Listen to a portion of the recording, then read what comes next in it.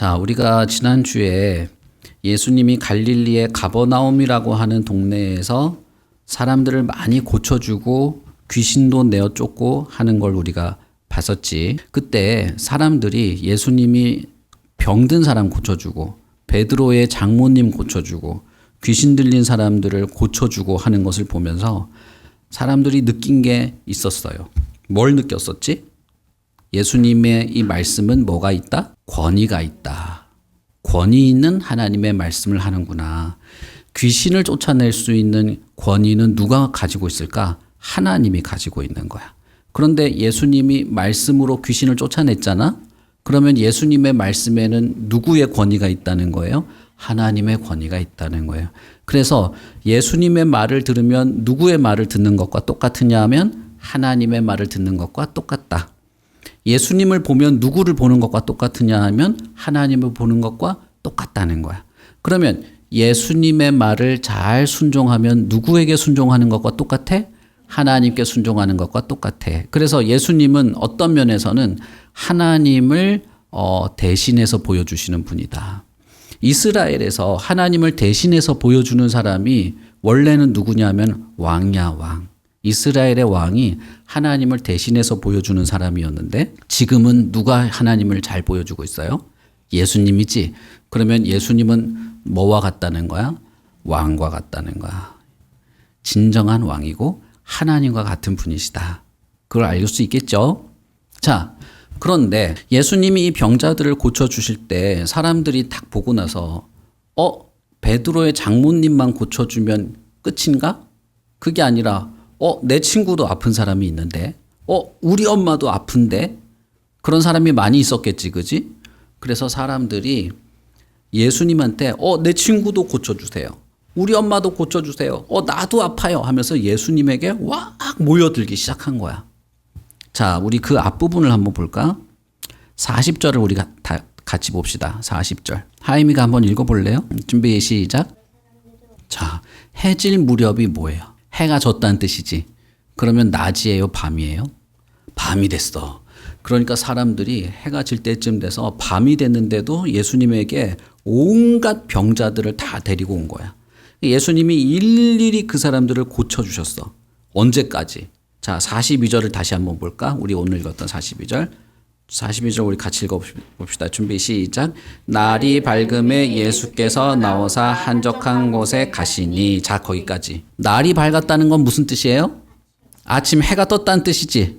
그러면 뭐야? 해가 질 때 병자들이 왔어. 예수님이 계속 고쳐주고 있었어. 언제까지? 해가 칠 때 아침이 될 때까지. 예수님이 밤새도록 잠도 안 자고 사람들을 고쳐줬다는 거야. 그런 말은, 그 말은 뭐예요? 예수님이 말한 주의 성령이 내게 임하시고 하나님이 나에게 기름을 부으셔서 나를 보내셨는데 왜 보냈냐? 자유를 주려고 보내셨다. 하나님의 은혜의 해를 전파하게 하려고 보내셨다라고 하는 게 진짜라는 거야. 예수님이 밤새도록 병자를 고쳐주셨다는 것은 예수님이 말한 대로 사람들을 귀신에게서 해방시켜주고 자유롭게 해주고 병든 몸을 건강하면서 자유롭게 해주는 거를 이제는 완전히 하게 됐다는 뜻이야.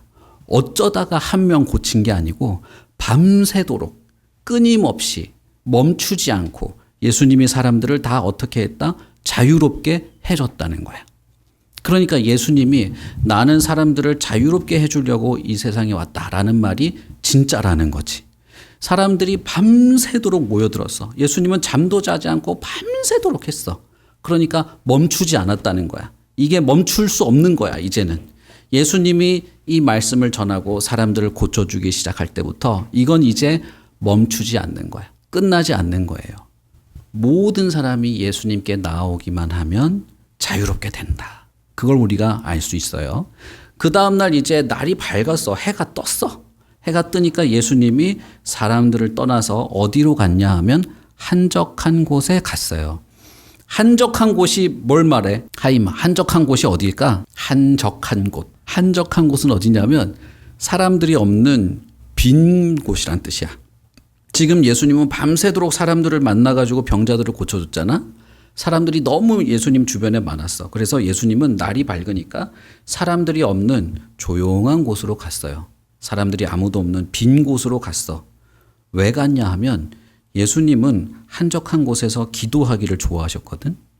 그러니까 예수님도 하나님의 뜻대로 일을 하기 위해서는 기도를 할 필요가 있었다는 거야. 그런데 잘 생각해봐. 하임이 잘 생각해봐. 사람들이 예수님이 한적한 곳으로 가니까 예수님 안녕히 가세요. 아무도 없는 곳에서 조용히 지내세요 했을까? 아니면 사람들이 예수님을 우르르 쫓아다녔을까? 쫓아다녔어. 왜? 왜 쫓아다녔을까? 고칠 사람이 아직도 많으니까. 나 고쳐주세요. 나 고쳐주세요. 우리 친구 고쳐주세요. 어디 가세요? 가지 마세요. 하면서 예수님을 막 쫓아다닌 거야. 예수님이 조용히 기도할 시간도 없었어.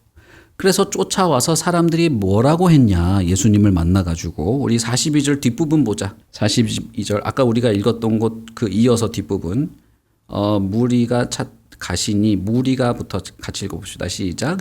무리가 찾다가 만나서 자기들에게서 떠나지지 못하게 만류하려 하매. 만류가 무슨 뜻일까요? 말리는 거. 맞았어. 김하임 어떻게 이게 대단히 어려운 건데 어떻게 알았지? 말리는 거야. 뭘 말렸냐? 예수님이 떠나려고 하니까 말리기 시작했어요. 갈릴리의 가버나움에 있는 사람들이 예수님이 한적한 곳으로 가고 다른 곳으로 가려고 하니까 가지 마세요. 우리한테만 있으세요. 우리를 더 고쳐주세요. 우리한테 그 권위 있는 말씀을 계속 해주세요. 라고 하면서 말리기 시작한 거야. 아무데도 못 가게 한 거예요, 예수님. 이 사람들이 예수님을 좋아해서 그런 걸까? 아니야?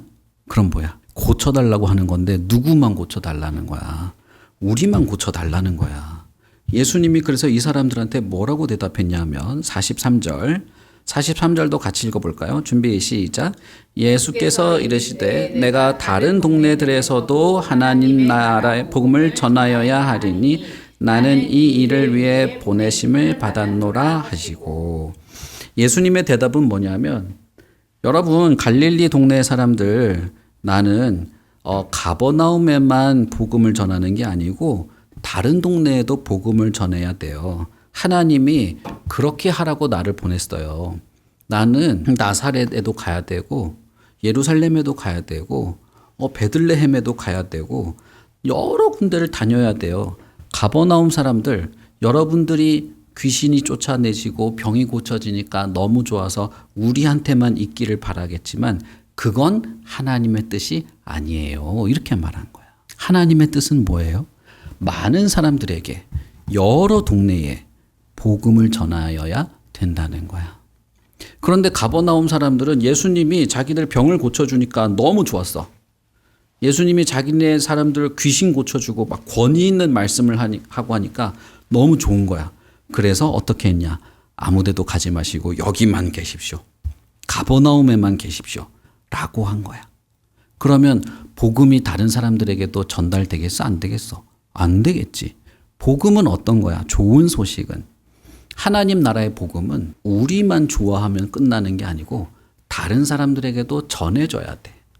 다른 사람들에게도 전해야 돼. 그러니까 예수님은 이 땅에 왜 오셨냐 하면 하나님 나라의 복음을 전하기 위해서 왔지만 정확하게 말하자면 많은 사람들에게, 모든 사람들에게 복음을 전하려고 이 땅에 오셨다는 거예요. 이건 요즘에도 우리가 그렇게 해. 예수님을 사람들에게 나만 좋아하고 나만 기분 좋고 나만 예수님 말씀 잘 듣고 그래서 나만 행복하면 그건 사실 예수님의 뜻이 아니야.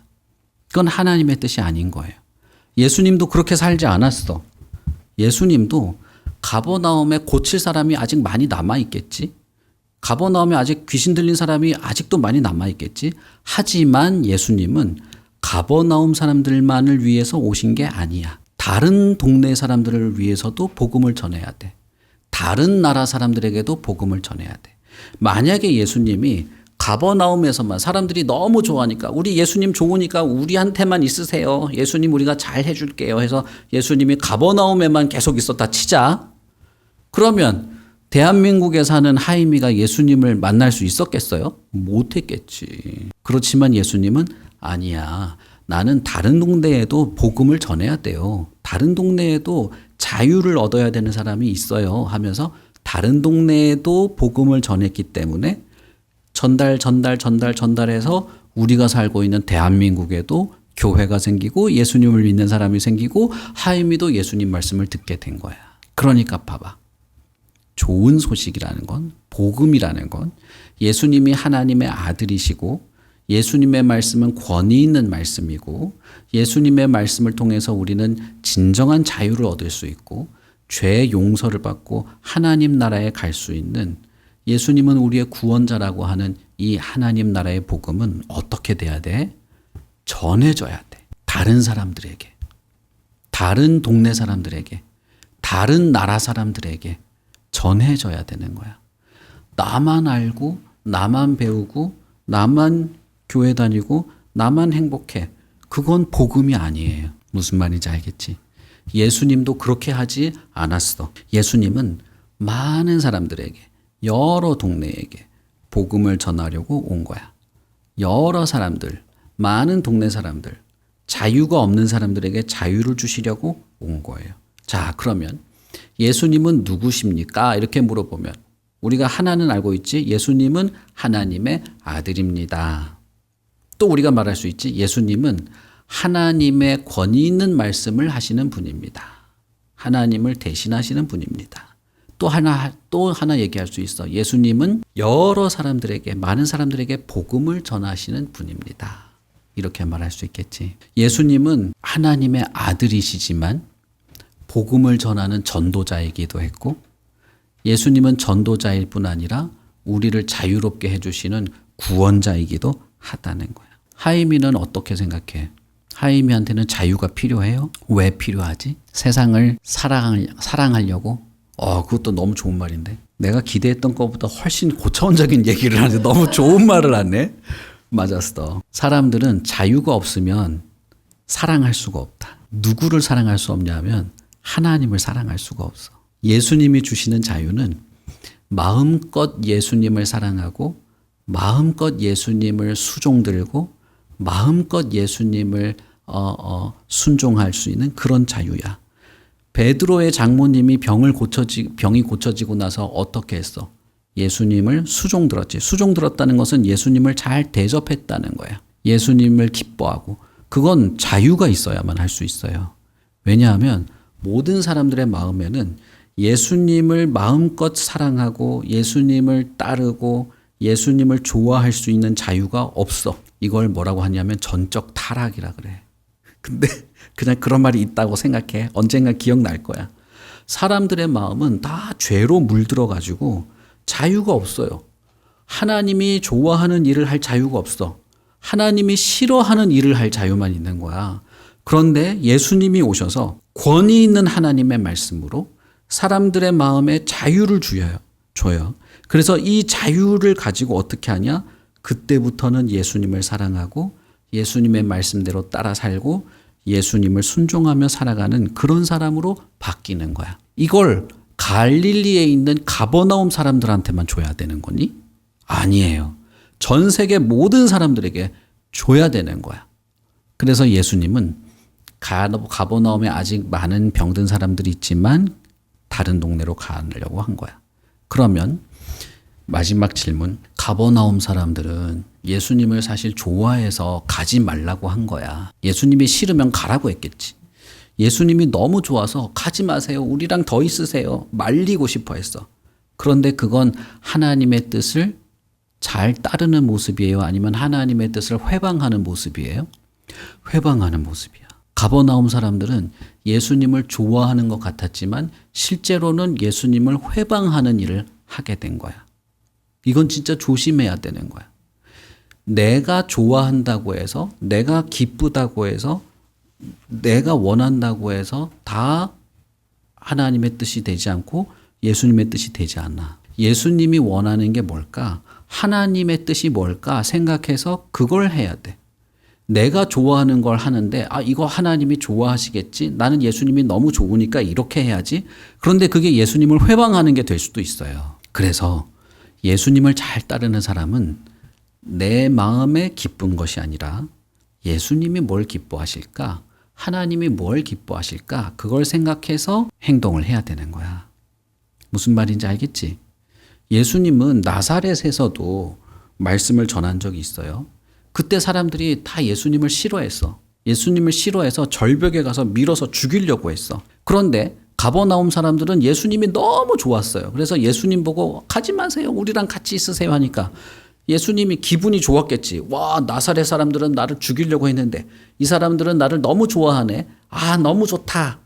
그랬으면 안 되지. 예수님은 자기를 환영해주고 대접해주고 수종드는 사람이 있는데도 불구하고 하나님은 여러 마을로 가라고 나를 보내셨어. 하나님의 뜻은 나를 좋아해주는 사람들이랑 계속 있는 게 아니고 나를 싫어하는 사람들이 있다 할지라도 내가 가서 복음을 전하는 게 하나님의 뜻이에요 하면서 예수님도 하나님의 뜻이 무엇인지 생각하면서 한 거야.